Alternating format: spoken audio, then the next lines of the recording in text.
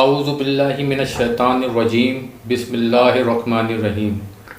شروع اللہ کے نام سے جو بڑا مہربان نہایت رحم کرنے والا ہے۔ معزز سامعین السلام علیکم۔ اگر آپ ہمارے چینل پہ نئے ہیں تو ہمارے چینل کو سبسکرائب کریں، شیئر کریں، لائک کریں اور بیل کے آئیکن کو پریس کریں تاکہ آپ کو ہر نئی آنے والی اپڈیٹس سب سے پہلے موصول ہوں۔ آئمہ حسنہ عشرہ 12 اماموں کے نام۔ قرآن کریم میں انبیاء اکرام علیہ السلام کے ذکر میں ارشاد نبوی ہے، اور ہم نے ابراہیم کو اسحاق عطا کیا، یعقوب جیسا پوتا عنایت کیا اور سب کو نیک کیا، اور ہم نے ان کی اولاد کو امام بنایا جو ہمارے حکم سے ہدایت کرتے تھے۔ پھر یہ کس طرح ممکن ہو سکتا ہے کہ انبیاء کے سردار اور خاتم النبیین صلی اللہ علیہ وسلم کی اولاد میں امام نہ ہو؟ چنانچہ آپ صلی اللہ علیہ وسلم کی اولاد میں بھی امام پیدا ہوئے۔ ابن عباس رضی اللہ تعالیٰ فرماتے ہیں کہ یاسین سے مراد آل محمد صلی اللہ علیہ وسلم ہیں۔ فخر الدین رازی رحمۃ اللہ علیہ، ابن ابی حاتم رحمۃ اللہ علیہ، سیوطی رحمۃ اللہ علیہ وغیرہ مفسرین کی جماعت میں ابن ابی عباس رضی اللہ تعالیٰ عنہ سے روایت کیا ہے کہ آل یاسین سے آل محمد صلی اللہ علیہ وسلم مراد ہیں، سوائے کہ ملائکہ جب اللہ تعالیٰ نے آل محمد صلی اللہ علیہ وسلم پر اسلام بھیجا ہو تو امت محمدیہ صلی اللہ علیہ وسلم پر بھی لازم ہے کہ ان کے نفوس قدسیہ کے ناموں کے ساتھ علیہ السلام کہے۔ مفسرین کی جماعت میں ابن ابی عباس رضی اللہ تعالیٰ عنہ سے روایت کیا ہے کہ آل یاسین سے آل محمد صلی اللہ علیہ وسلم مراد ہیں، سوائے کہ ملائکہ جب اللہ تعالیٰ نے آل محمد صلی اللہ علیہ وسلم پر اسلام بھیجا ہو تو امت محمدیہ صلی اللہ علیہ وسلم پر بھی لازم ہے کہ ان کے نفوس قدسیہ کے ناموں کے ساتھ علیہ السلام کہے۔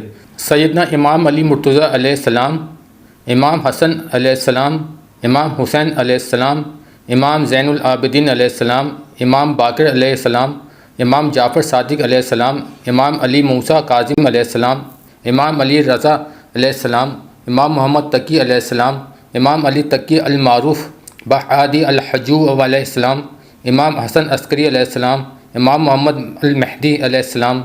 حضرت ابراہیم علیہ السلام نے اپنے خواب کے مطابق اپنے فرزند حضرت اسماعیل علیہ السلام کو لٹا کر جب قربان کرنا چاہا، جیسا کہ فرمایا، جب دونوں نے حکم مان لیا اور باپ نے بیٹے کو ماتے کے بل لٹا دیا تو ہم نے ان کو پکارا کہ اے ابراہیم علیہ السلام، تم نے خواب کو سچا کر دکھایا، ہم نیکوکاروں کو ایسا ہی بدلہ دیا کرتے ہیں۔ بلا شبہ یہ سری آزمائش تھی اور ہم نے ایک بڑی قربانی کو ان کا فدیہ دیا، اور پیچھے آنے والوں میں ابراہیم علیہ السلام کا ذکر خیر باقی چھوڑا۔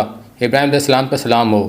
حضرت ابراہیم علیہ السلام پر سلام اس وقت آیا جب انہوں نے قربانی کا اقدام کیا، حالانکہ قربانی ہوئی بھی نہیں۔ حضرت علی رضی اللہ تعالیٰ عنہ کے خاندان میں امام حسین علیہ السلام نے تو نہ صرف اپنی بلکہ اہل و عیال کی قربانی دے دی، تو آپ پر اور آپ کے آل پہ کیوں نہ سلام ہو؟ اس لیے اب برزیدہ ہستیوں کے نام کے ساتھ علیہ السلام کہنا اور لکھنا ازوائے قرآن مجید رواں ہے۔ اہل سنت والجماعت کی فقہی مسلک کے اماموں کے نام۔ اکابر علماء اہل سنت نے اہل بیت اطہار کے ناموں کے ساتھ علیہ السلام لکھا ہے۔ مثلا مولانا ابوالکلام آزاد رحمۃ اللہ نے اپنی کتاب شہید اعظم کے صفحے پر حضرت حسین علیہ السلام اور حضرت علی رضی اللہ تعالیٰ کے ناموں کے ساتھ علیہ السلام لکھا ہے۔ مولانا آزاد کی اسی کتاب شہید اعظم کے صفحہ 84 پر سیدنا محمد امام علیہ السلام کو سیدنا شہداء لکھا گیا ہے، جو اس عظیم و شان اور نادر روزگار قربان کے عین مطابق ہے۔ ان شہیدوں کی دید اہل کلیسا سے نہ مانگ، قدر و قیمت میں ہے خون جن کا حرم سے بڑھ کر۔ اسماء گرامی ائمہ اربعہ رحمۃ اللہ علیہ۔ نعمان بن ثابت ابو حنیفہ کنیت اور امام اعظم لقب ہے۔ حنفی مسلک آپ ہی کے منسوب سے ہے۔ آپ کی ولادت 80 ہجری میں ہوئی، جب 15 ہجری میں قید خانے میں خلیفہ منصور عباسی کے زہر کے اثر سے وفات پا گئے۔ آپ کے والد کو حضرت علی رضی اللہ تعالیٰ نے دعا دی تھی کہ آپ اسی دعا کا اثر بن کر افق عالم پر رونق افروز ہوئے۔ آپ طبعی تھے۔ حضرت انس رضی اللہ تعالیٰ عنہ اور دیگر صحابہ رضی اللہ تعالیٰ عنہ کی زیارت کی۔ آپ ابھی بچے تھے کہ امام شبی رحمۃ اللہ نے دیکھ کر فرمایا، میاں صاحبزادے کس سے پڑھتے ہو؟ عرض کیا کسی سے نہیں۔ انہوں نے فرمایا، مجھے تمہاری پیشانی پر سعادت اور خوشی بختی کے اثار نظر آتے ہیں، تم علماء کی صحبت میں بیٹھا کرو۔ بس کیا تھا کہ آپ اس پر کاربند ہو گئے۔ آپ نے امام باقر رضی اللہ تعالیٰ عنہ اور ان کے صاحبزادے امام جعفر صادق رضی اللہ تعالیٰ عنہ سے کسب فیض کیا۔ امام مالک رحمۃ اللہ کا مشہور واقعہ کتابوں میں منقول کیا۔ آپ نے امام باقر رضی اللہ تعالیٰ عنہ اور ان کے صاحبزادے امام جعفر رضی اللہ تعالیٰ عنہ سے کسب فیض کیا تھا۔ امام مالک رحمۃ اللہ کا مشہور واقعہ کتابوں میں منقول ہے کہ ایک دفعہ آپ ان کی خدمت میں حاضر ہوئے تو انہوں نے نہایت تعظیم کے ساتھ برابر جگہ دی۔ امام اعظم رحمۃ اللہ علیہ نے تھوڑی دیر گفتگو کر کے رخصت ہوئے تو فرمایا، جانتے ہو کون تھے؟ یہ ابو حنیفہ عراقی تھے، جو اس ستون کو سونے کا ثابت کرنا چاہیں تو دلائل قائم کر کے ثابت کر دکھائیں۔ آپ بڑے عابد اور زاہد تھے۔ رمضان المبارک میں 60 قرآن مجید ختم کرنے کا معمول تھا۔ 30 سال شب بیداری کی۔ تقویٰ کا یہ عالم تھا کہ کسی کی بکری گم ہو گئی، آپ نے معلوم کیا بکری کی زیادہ سے زیادہ عمر کتنی ہو سکتی ہے، پتہ چلا کہ 7 سال، تو آپ نے 7 سال تک بکری کا گوشت نہیں کھایا۔ مبادن گوشت اسی بکری کا نہ ہو، طرز استدلال کا یہ عالم تھا کہ لوگوں نے جماعت کی نماز میں امام کے پیچھے سورۃ الفاتحہ پڑھنے کا مسئلہ پر مناظرہ کرنا چاہا اور سب بولنے لگے تو امام صاحب رحمۃ اللہ نے فرمایا کہ اتنے آدمی میں سے تنہا کیوں کر بحث کر سکتا ہوں، آپ اپنا نمائندہ مقرر کر لیں جس کی تقریر سب کی طرف سے سمجھی جائے۔ چنانچہ انہوں نے ایسے ہی کیا تو امام صاحب رحمۃ اللہ نے فرمایا کہ جب آپ نے یہ تسلیم کر لیا کہ ایک شخص سب کی نمائندگی کر سکتا ہے تو بحث کا خاتمہ ہو گیا۔ یہی میں بھی کہتا ہوں کہ جماعت کا امام سب کا نمائندہ ہوتا ہے، اس کی قرات سب کی قرات ہوتی ہے، اس کے لیے مقتدیوں کا قرات کی حاجت نہیں ہوتی۔ اہل سنت کا دوسری فقہی مسلک مالکی ہے، جو امام مالک بن انس اصحابی رحمۃ اللہ علیہ مدنی متوفی 1979 ہجری کی طرف منسوب ہے۔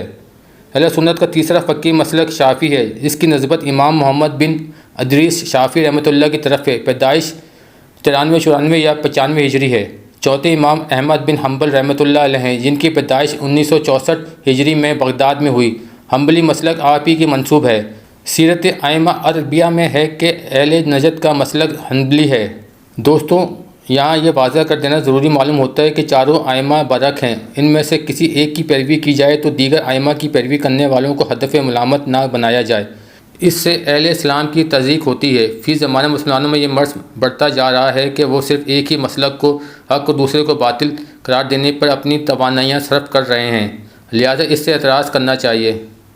خود کو مسلمان کہلوانے میں ہی فخر محسوس کریں اور مسلک کی نسبت پر فخر کرنا ترک کریں۔ اس مسئلے میں رئیس الحرارہ مولانا حسرت موانی رحمۃ اللہ علیہ نے کیا خوب کہا ہے، حنفی ہیں نہ مالکی، نہ ہمیں حنبلی سے نہ شافعی سے غرض، ہم کے خالص ہیں پیرو اسلام اور رکھتے ہیں نہیں کسی سے غرض۔